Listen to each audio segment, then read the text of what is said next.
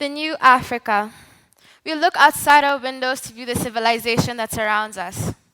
The cars rushing by, the calm blowing wind, the green grass. That is what the new Africa is. The world that has come to be for us and us alone. Here in Brookhouse, I cannot feel the effects of heat waves. I do not worry on that of floods and famine on the farms my life could depend on. The new Africa speaks on us following the Western world into their uprise, but hasn't this only sped up their downfall? I benefit from the new Africa.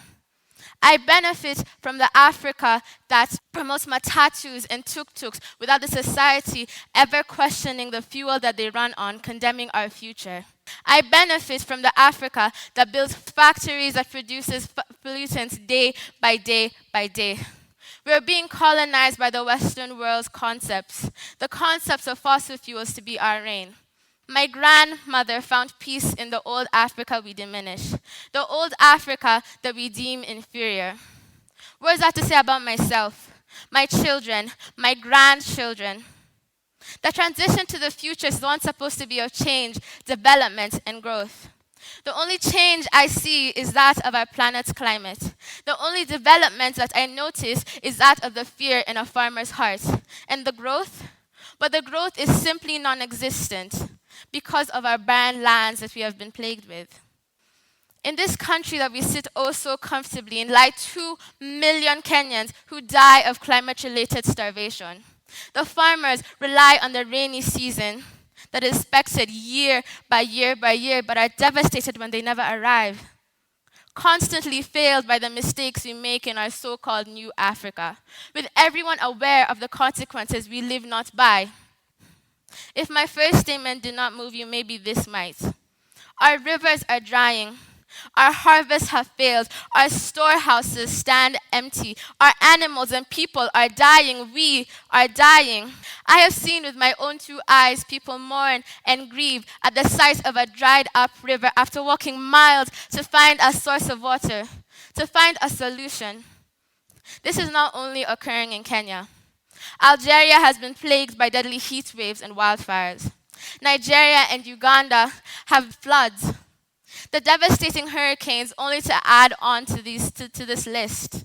Then these not only cause the loss of lives, but of livelihoods. By 2025, half of our world's population will be facing water scarcity. And by the time I am 50 years old, 86 million people in sub-Saharan Africa alone will be displaced by the climate crisis. I'm going to let you ponder on that for just a couple of minutes. 86 million people. It starts off with the warming of the planet, to the melting of the ice glaciers, to the 17% of Bangladesh's coastline to be pulled underwater by the year 2050. This is the story of one girl, one word. How many stories has been left unheard, untold, forgotten, ignored? I am bearing the brunt made by historical reputations that precede me. One girl. We are all here to speak on this motion, even though we do not cause it. We are the children of this future. I guess as the children of the future, this responsibility is brought upon us to speak on this cause. The trees that we grow will not survive in a 2.7 degree warmer climate. The decisions that we make from now on will decide whether the rains return to this land. The decisions that we make from now on will decide whether the children have food and water.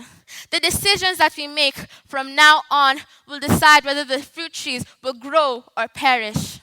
I am just a child. I am just a child that has been plagued with so many events even before my birth. All of these historical emissions are coming to haunt me, are coming to haunt my dreams, and so I must speak on them because the leaders I have trusted have not done anything. I feel as though the 5 minutes rely only on me because the people we have entrusted in office do nothing to speak on it. They cannot uphold that stand. My eyes have never witnessed an advocate for this cause march down the streets of our nation's capital. All I have heard are the pleas for money, for retribution in exchange for our silence, and our silence is always achieved.